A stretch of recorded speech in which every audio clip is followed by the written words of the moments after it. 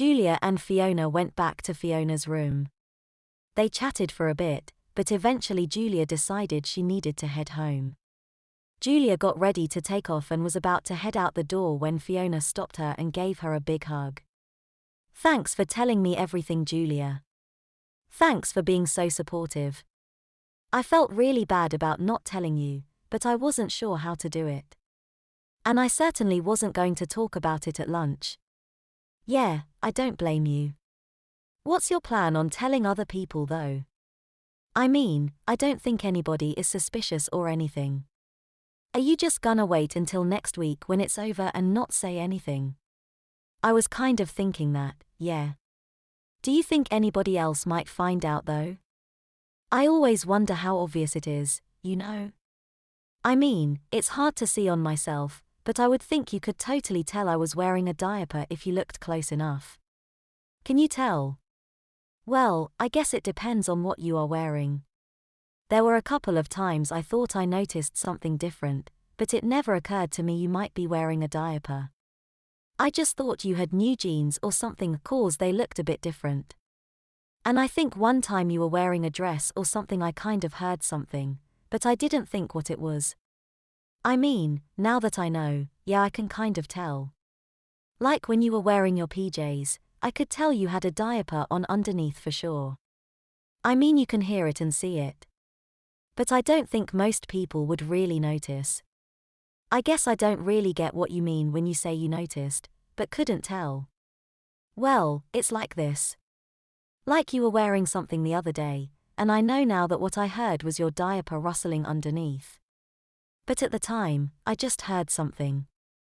I didn't think much about it and figured it was probably just your clothes or something. It simply never occurred to me that it might be a diaper. And I'm sure it's the same for everyone else." "Well, maybe not everyone. Kate would probably be able to tell. But seriously, I don't think you have anything to worry about." "Well, I guess you are right. It's just hard to think what it would be like. I mean, for me, it's hard to forget that I am wearing a diaper. Well, think about this. Ms. Barnard said there are a bunch of kids at our school who wear diapers like you. Have you ever seen any of them?" "I know I haven't. But odds are we actually have.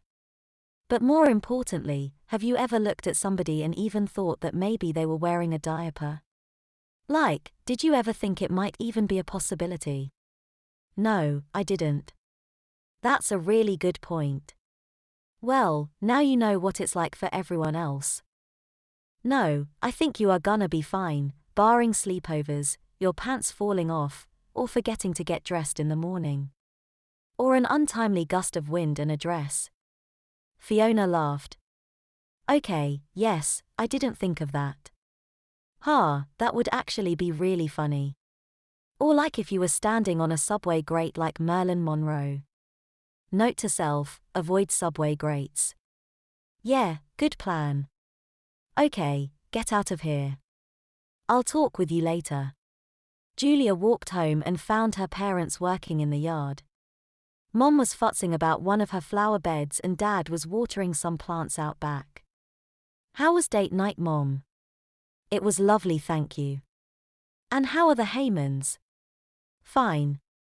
By the way, thanks for dropping off some diapers for me. I totally spaced on that." Shirley laughed. "Yeah, you did." Ted had stopped watering and had come over to join the conversation. "Yeah, lucky for you your mom was thinking for you and we were able to just drop off a few on our way to dinner. Hopefully you didn't go through them all." "I have no idea." Julia started. Shirley looked at her and said, "Don't worry, I asked Mrs. Heyman to let me know when she needs more. I'm sure you will be fine. By the way, how did it work out last night?" Mrs. Heyman said she wasn't sure how she was going to be able to get you changed without Fiona. Julia cut her off. "I told Fiona." Ted raised his eyebrows. "How did that go?" Julia didn't seem to understand the issue. "It went fine. Dad, Fiona is my best friend, she didn't care at all.